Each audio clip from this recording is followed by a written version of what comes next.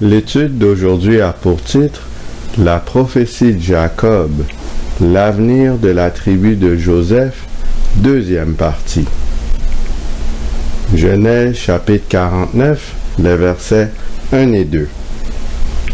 Jacob appela ses fils et dit : « Assemblez-vous, et je vous annoncerai ce qui vous arrivera dans la suite des temps. Rassemblez-vous et écoutez, fils de Jacob. Écoutez Israël, votre père. » Jacob était l'héritier du droit d'aînesse ainsi que de la bénédiction messianique. En plus de transmettre ses héritages à sa postérité, il annoncerait l'avenir des descendants de ses enfants. Nous regardons l'accomplissement de ces prophéties dans la vie du peuple d'Israël. Nous portons nos regards sur Joseph, le 11e né de Jacob, le premier fils de Rachel. Précédemment, nous avons vu que Josué, en tant que descendant de Joseph, avait accompli la prophétie sur cette tribu. Josué était le berger qui a donné du repos au peuple d'Israël par la conquête du pays de Canaan. Il fut aussi le rocher d'Israël, en restant ferme dans la stricte obéissance dans les instructions que Dieu avait données à son prédécesseur Moïse. Pour cette raison, il eut le secours du Seigneur tout au long de la guerre, ainsi que le succès dans son entreprise de vaincre les ennemis d'Israël. Regardons maintenant la deuxième portion de la prophétie portant sur les descendants de Joseph. Genèse chapitre 49, le verset 25. « C'est l'œuvre du Dieu de ton père qui t'aidera. C'est l'œuvre du Tout-Puissant qui te bénira. Des bénédictions des cieux en haut, des bénédictions des eaux en bas, des bénédictions des mamelles et du sein maternel. » Cette portion prophétique est applicable à Joseph lui-même, qui fut guidé par le Seigneur et reçut des bénédictions tout au long de sa marche spirituelle. Elle est également applicable à Josué, qui reçut la grande bénédiction d'être le chef qui a guidé le peuple d'Israël à Canaan. Finalement, elle est aussi applicable à la tribu de Joseph, qui fut particulièrement bénie parmi les tribus d'Israël. Genèse chapitre 49, les versets 26.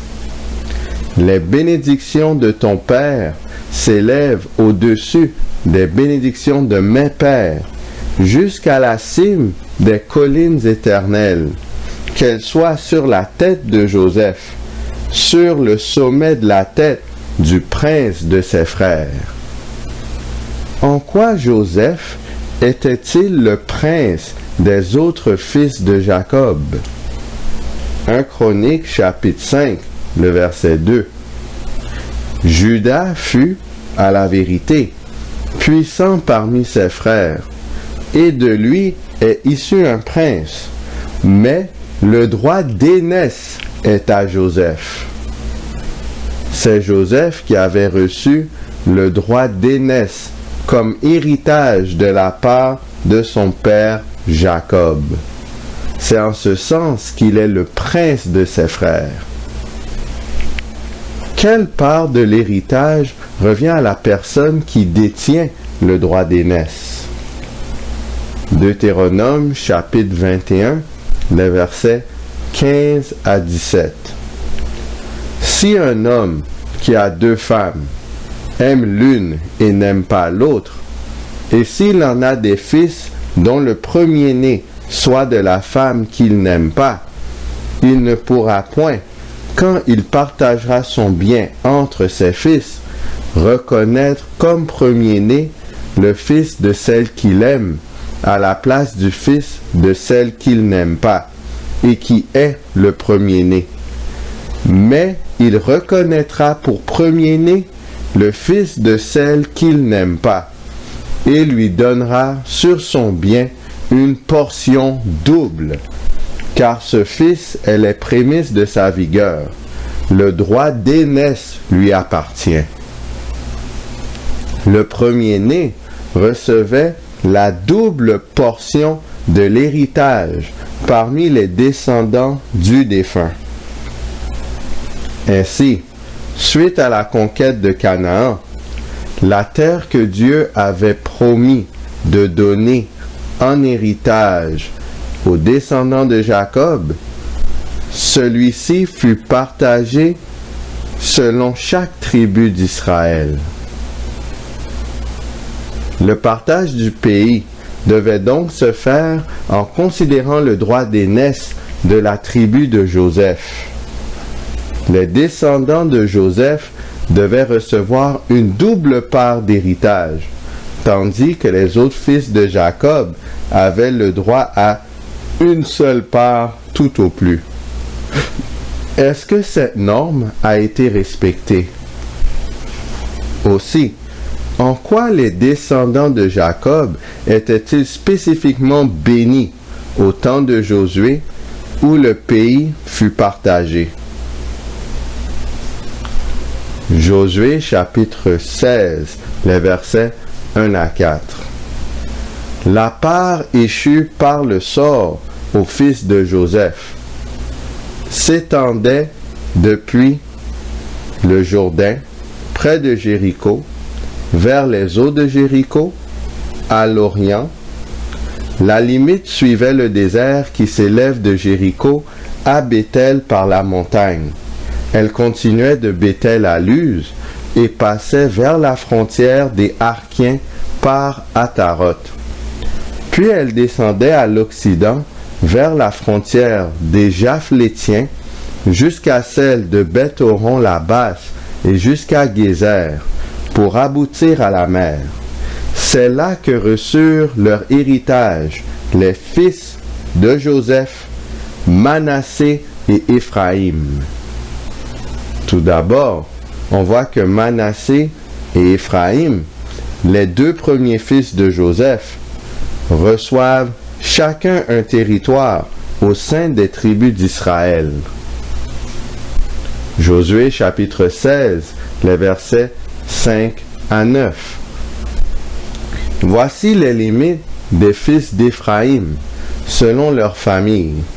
La limite de leur héritage était à l'Orient, Ataroth Adar, jusqu'à Beth-Horon la Haute. Elle continuait du côté de l'Occident vers Mikmétat au nord, tournait à l'Orient vers Tanath-Silo et passait dans la direction de l'Orient par Janoach. De Janoach, elle descendait à Ataroth et à Narata, touchait à Jéricho et se prolongeait jusqu'au Jourdain. De Tapuach, elle allait vers l'Occident au torrent de Cana pour aboutir à la mer. Tel fut l'héritage de la tribu des fils d'Éphraïm, selon leur famille. Les fils d'Éphraïm avaient aussi des villes séparées au milieu de l'héritage des fils de Manassé. Toutes avaient leur village. Josué chapitre 17, le verset 1. Une part échut aussi par le sort à la tribu de Manassé, car il était le premier-né de Joseph.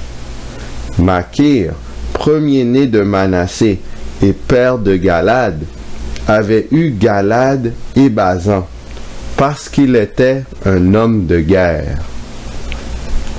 Josué chapitre 17, le verset 5.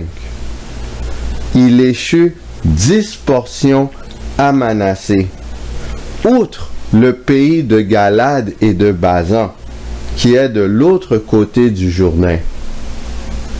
Manassé, en tant que premier-né de Joseph, avait également droit a une double portion de l'héritage.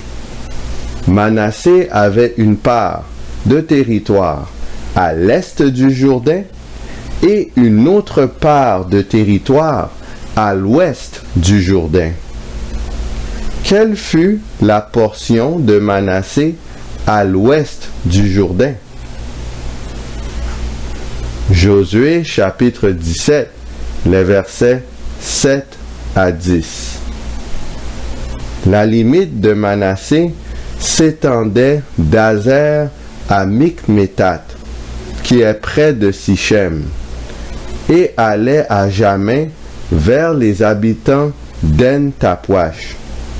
Le pays de Tapouach était aux fils de Manassé, mais Tapouach sur la frontière de Manassé était aux fils d'Éphraïm. La limite descendait au torrent de Cana, au midi du torrent. Ces villes étaient à Éphraïm, au milieu des villes de Manassé. La limite de Manassé au nord du torrent aboutissait à la mer. Le territoire du midi était à Éphraïm, celui du nord à Manassé, et la mer leur servait de limite. Ils touchaient à Azer vers le nord et à Issachar vers l'orient. Telle fut la part d'héritage à l'ouest du Jourdain, échue à la tribu de Manassé. Quelle était la limite de l'héritage échu à Manassé à l'est du Jourdain? Nombre chapitre 32, les versets 31 à 33. Les fils de Gad et les fils de Ruben répondirent: Nous ferons ce que l'Éternel a dit à tes serviteurs. Nous passerons en armes devant l'Éternel au pays de Canaan, mais que nous possédions notre héritage de ce côté-ci du Jourdain.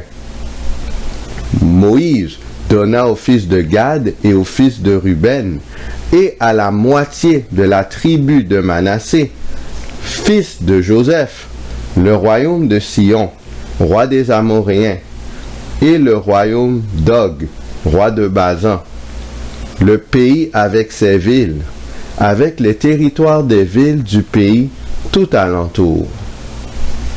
Josué chapitre 13, le verset 8.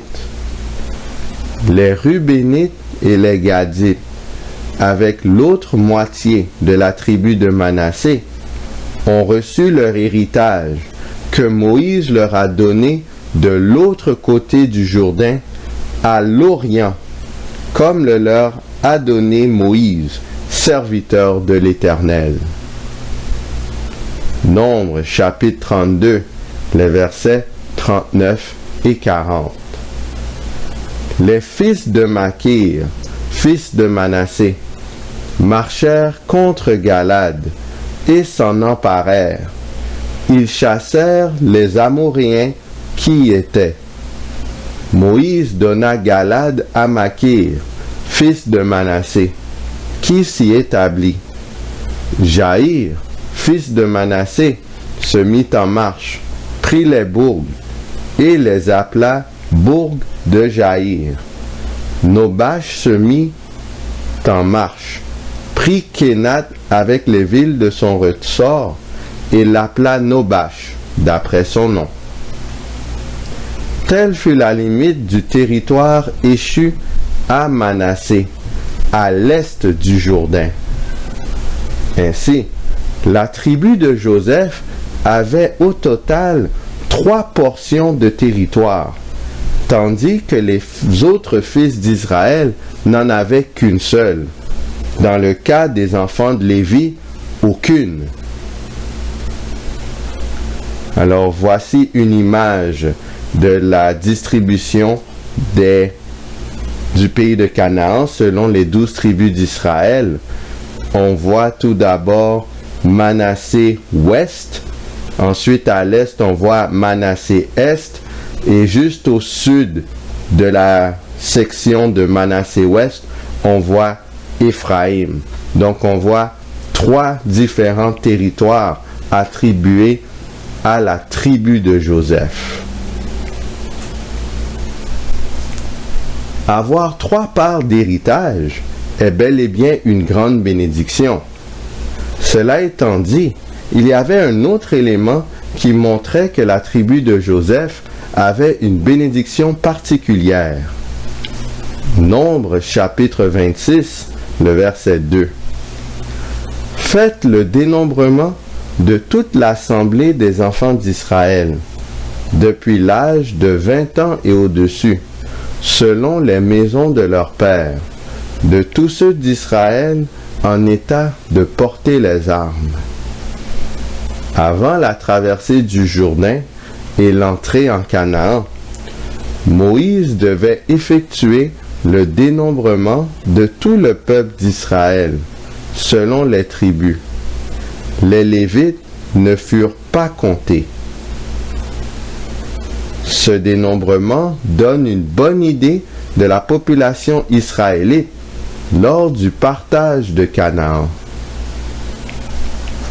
Nombre chapitre 26, le verset 7. Ce sont là les familles des Rubénites. Ceux dont on fit le dénombrement furent 43 730. Nombre chapitre 26, le verset 14. Ce sont là les familles des Siméonites. 22 200. Nombre chapitre 26, le verset 18. Ce sont là les familles des fils de Gad, d'après leur dénombrement. 40 500. Nombre chapitre 26, le verset 22.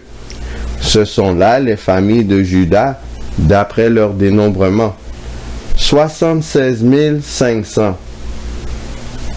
Nombre chapitre 26, le verset 25. Ce sont là les familles d'Issachar, d'après leur dénombrement. 64 300. Nombre chapitre 26, le verset 27. Ce sont là les familles des Zabulonites, d'après leur dénombrement. 60 500. Nombre chapitre 26, le verset 41. Ce sont là les fils de Benjamin, selon leur famille et d'après leur dénombrement. 45 600. Nombre chapitre 26, le verset 43. Ce sont là les familles de Dan, selon leur famille. Total pour les familles des Shushamites, d'après leur dénombrement. 64 400. Nombre chapitre 26, le verset 47. Ce sont là les familles des fils d'Azer, d'après leur dénombrement. 53 400. Nombre chapitre 26, le verset 50. Ce sont là les familles de Nephtali, selon leur famille et d'après leur dénombrement. 45 400. Nombre chapitre 26, le verset 28. Fils de Joseph, selon leur famille, Manassé et Éphraïm.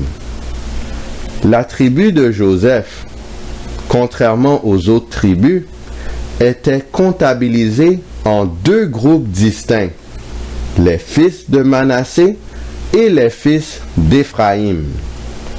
Pour connaître le nombre total des descendants de Joseph, il faut additionner ces 2 groupes. Nombre chapitre 26, le verset 34. Ce sont là les familles de Manassé, d'après leur dénombrement, 52 700. Nombre chapitre 26, le verset 37. Ce sont là les familles d'Éphraïm, d'après leur dénombrement. 32 500. Ce sont là les fils de Joseph, selon leur famille. Les fils de Manassé étaient de 52 700, tandis que les fils d'Éphraïm étaient de 32 500. Additionnés ensemble, les descendants de Joseph totalisaient 85 200 personnes. Avec les données recueillies, dressons un tableau des tribus d'Israël, de la plus populeuse à la moins populeuse. On voit qu'au premier rang était la tribu de Joseph, et avec une longueur d'avance sur Juda qui était au deuxième rang. Ainsi, la tribu de Joseph était fort probablement la plus populeuse au moment du partage de Canaan. En ce sens, elle était la plus bénie parmi tous les fils de Jacob, outre le fait qu'elle avait 3 portions de territoire. Finalement, elle jouissait d'une bonne réputation, car le chef Josué était lui-même un descendant de Joseph. On voit ainsi à quel point la prophétie de Jacob sur le fait que les descendants de Joseph seraient particulièrement bénis a bel et bien été accomplie. Étant bénéficiaire de la faveur du Seigneur, on devrait s'attendre à de la gratitude de la part des fils de Joseph. Au temps de Josué, ont-ils manifesté de la reconnaissance envers Dieu? Josué, chapitre 17, le verset 14. Les fils de Joseph parlèrent à Josué et dirent: Pourquoi nous as-tu donné en héritage un seul lot, une seule part, tandis que nous formons un peuple nombreux et que l'Éternel nous a bénis jusqu'à présent? Au lieu de se réjouir de leur situation, les enfants de Joseph sont allés se plaindre à Josué. Ils lui reprochaient de ne leur avoir donné qu'une seule portion de territoire en Israël. Ce reproche n'avait absolument aucun fondement. En effet, la tribu de Manassé avait une portion à l'est du Jourdain, une autre portion à l'ouest du Jourdain, et la tribu d'Éphraïm avait une portion à l'ouest du Jourdain. Les fils de Joseph ne tenaient pas compte de la portion qu'ils avaient au-delà du Jourdain, ni du fait qu'Éphraïm et Manassé avaient chacun une part de l'héritage. Ils demandaient donc à Josué de leur accorder une autre portion de territoire qui constituerait une 4e partie de l'héritage. Sans doute, ils espéraient que Josué accéderait à leur requête vu qu'il était lui-même descendant de Joseph. Par leur attitude, les fils de Joseph montraient une grande ingratitude envers le Seigneur pour tous les bienfaits qu'ils avaient obtenus. Leur esprit de mécontentement témoignait de leur orgueil, avarice et égoïsme. Josué chapitre 17, le verset 15. Josué leur dit: Si vous êtes un peuple nombreux, montez à la forêt, et vous l'abattrez pour vous y faire de la place dans le pays des Phéréziens et des Réphaïm, puisque la montagne d'Éphraïm est trop étroite pour vous. Josué, par intégrité et sagesse, a refusé d'accepter la demande des enfants de Joseph. Il leur a dit d'élargir leur lieu d'habitation en coupant des arbres et en abattant la forêt.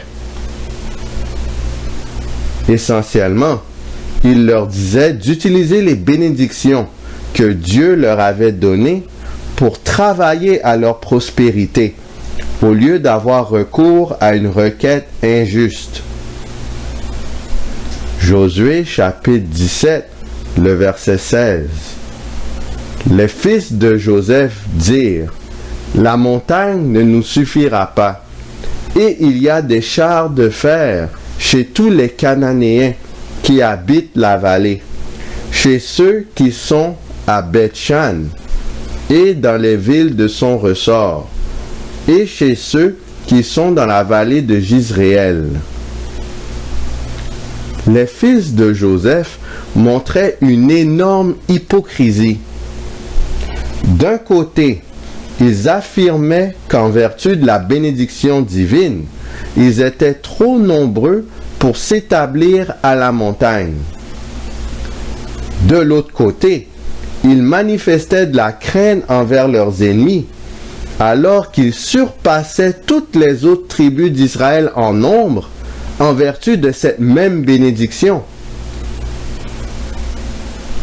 Josué chapitre 17, les versets 17 et 18. Josué dit à la maison de Joseph, à Éphraïm et à Manassé: vous êtes un peuple nombreux, et votre force est grande.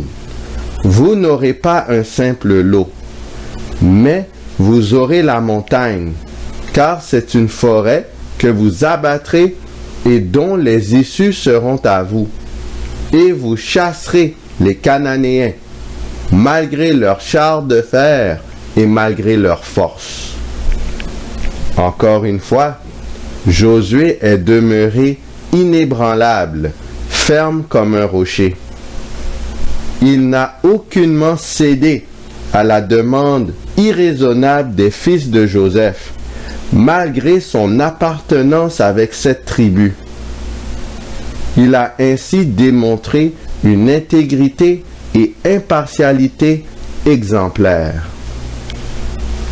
Les fils de Joseph constituent un exemple de ce qui peut subvenir lorsque nous sommes ingrats par rapport aux bienfaits que le Seigneur nous accorde quotidiennement. Au lieu de nous fier sur le Seigneur afin d'obtenir de nouvelles victoires, nous regardons à nous-mêmes, à nos propres facultés et compétences.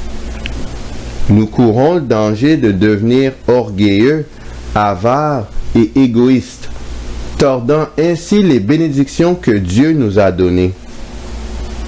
Pour éviter une telle situation, il faut mettre notre confiance en la parole de l'Éternel, à l'instar de Josué.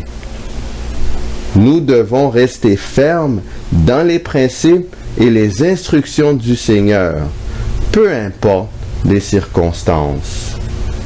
Sur ce, qui allons-nous choisir? Est-ce que nous choisissons le camp de l'agneau? Est-ce que nous manifestons la reconnaissance envers Dieu? Ou est-ce qu'on choisit le camp du serpent ancien appelé le diable et Satan? Et est-ce qu'on manifeste de l'ingratitude envers Dieu et on continue de nous plaindre sans s'arrêter? Que le Seigneur nous donne le vouloir et le faire, d'être reconnaissant envers Dieu pour tout ce qu'il fait pour nous, et aussi de nous donner la fermeté nécessaire pour rester fidèles à sa parole, peu importe la pression interne ou externe qui peut subvenir et les conséquences de cette fidélité. Que le Seigneur nous garde.